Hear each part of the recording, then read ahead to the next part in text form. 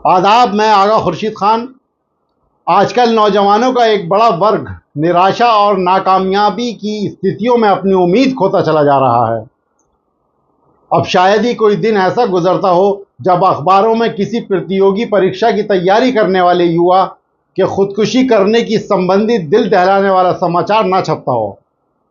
यह बेहद गंभीर मसला है और इस पर सारे देश को सोचना होगा। इसी तरह से आजकल बिजनेस में घाटा होने के कारण भी आत्महत्या करने वालों की तादाद लगातार बढ़ती ही चली जा रही है। अभी कुछ दिन पहले एक साइकिल बनाने वाली मशहूर कंपनी के अरबपति मालिक ने भी खुदकुशी कर ली थी।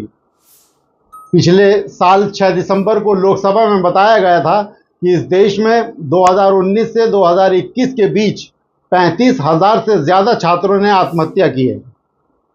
छात्रों के खुदकुशी करने के मामले में 2019 में 10,335 से बढ़कर 2020 में 12,526 और 2021 में 13,079 हो गए। इसमें कोई शक नहीं है कि किसी भी हालात में किसी खास परीक्षा में सफल होने के लिए माता पिता, अध्यापकों और समाज का भारी दबाव और अपेक्षाएं छात्रों के मानसिक स्वास्थ्य पर घातक प्रभाव डाल रही हैं। राजस्थान का एक शहर है कोटा। यहाँ पर हर साल एक अनुमान के मुताबिक हजारों नहीं लाखों छात्राएं देश के शीर्ष कॉलेजों में से एक में प्रवेश पाने की उम्मीद में कोटा पहुंचते हैं।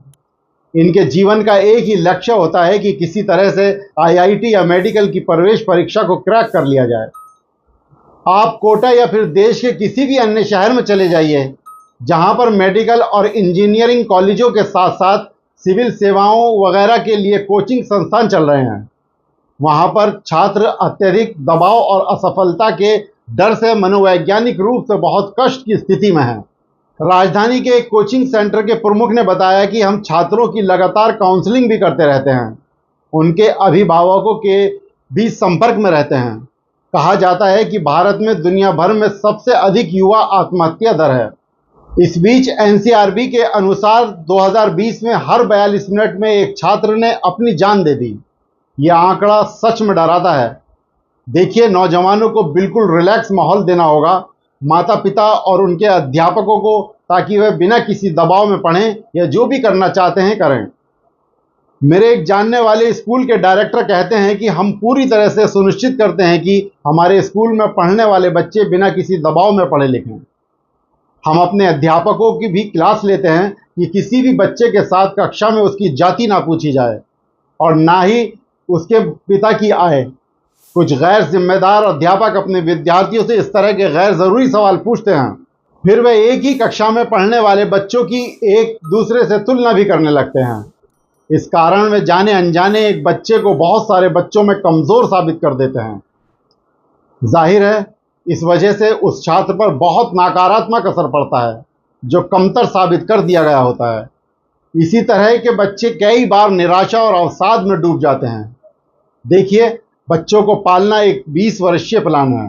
कौन नहीं चाहता कि उसका बच्चा समाज में ऊंचा मकाम हासिल करे, शोहरत और नाम कमाए।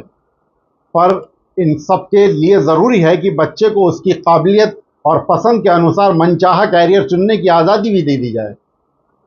यह एक कड़वा सच है कि हमारे समाज में सफलता का पैमाना अच्छी नौकरी, बड़ा घर और तमाम दूसरी सुख सुविधाएं ही मानी जाती हैं।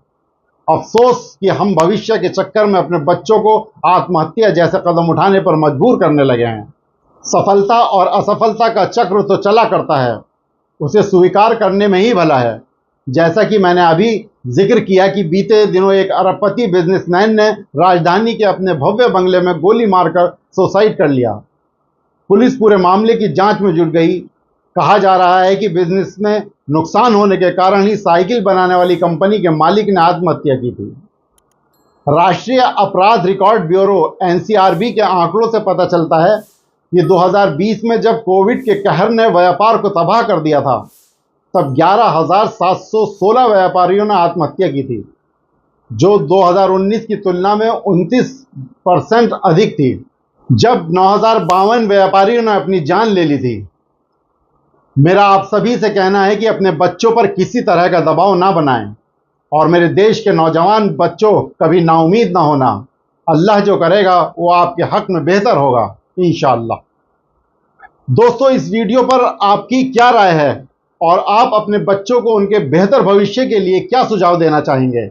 हमें कमेंट्स बॉक्स में ज़रूर बताएं। शुक्रिया।